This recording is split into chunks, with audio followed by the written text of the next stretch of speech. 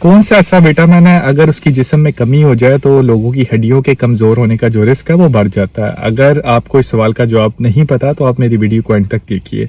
अगर आपके जहन के अंदर आ रहा है कि विटामिन डी इसका जवाब हो सकता है तो आपका जवाब बिल्कुल ठीक है। उसकी वजह क्या है? विटामिन डी एक ऐसा विटामिन है जो कि आपके जिस्म के अंदर हड्डियों के लिए बहुत ज़्यादा ज़रूरी है। इसकी वजह यह है कि विटामिन डी आपके जिस्म के अंदर कैल्शियम और फॉस्फोरस के मेटाबॉलिज्म के लिए बहुत ज़्यादा ज़रूरी है। अब ये एक ऐसा बैलेंस कायम रखता है जिस्म के अंदर जिसकी वजह से हड्डियां कमज़ोर नहीं होती। लेकिन अगर विटामिन डी की कमी होना शुरू हो जाए तो आहिस्ता आहिस्ता ये मेटाबॉलिज्म में इफेक्ट होना शुरू हो जाता है। हड्डियां जो है वो आहिस्ता आहिस्ता भुरना शुरू हो जाती हैं, कमज़ोर होना शुरू हो जाती हैं।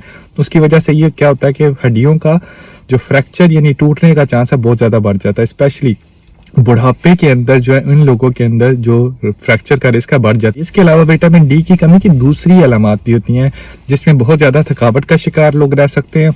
ऐसे महसूस होना जैसे जिस्म के अंदर बहुत ज़्यादा कमज़ोरी है। बाज़ लोगों के अंदर तो विटामिन डी की कमी की वजह से लोग डिप्रेशन का शिकार भी होना शुरू हो जाते हैं।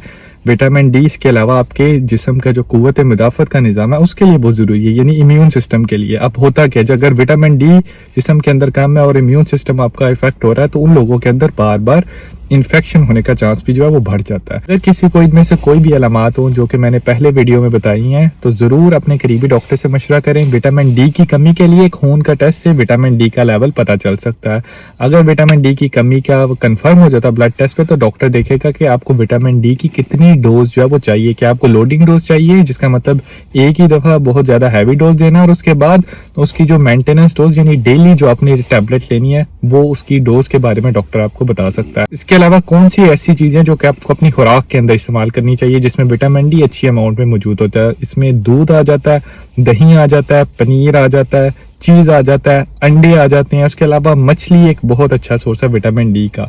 उसके अलावा सूरज की रोशनी जो कि आजकल हमें बहुत ज़्यादा आगे मिलने जा रही है। अप्रैल का महीना आ गया और आगे सूरज की रोशनी आपको बहुत ज़्यादा मिलेगी। सूरज की रोशनी जब शुआएं आपकी जिल्द के ऊपर पड़ती हैं तो उससे भी विटामिन डी जो है वो आपके जिस्म में बनता है। लेकिन इसका ये मतलब नहीं कि आप पूरा दिन सूरज के नीचे बैठ के अपनी जो स्किन है उसको सन बर्न करवा लें या अपने कैंसर के जो रिस्क है, स्किन कैंसर के रिस्क को बढ़ा लें। इसलिए सनस्क्रीन का ज़रूर इस्तेमाल कीजिए।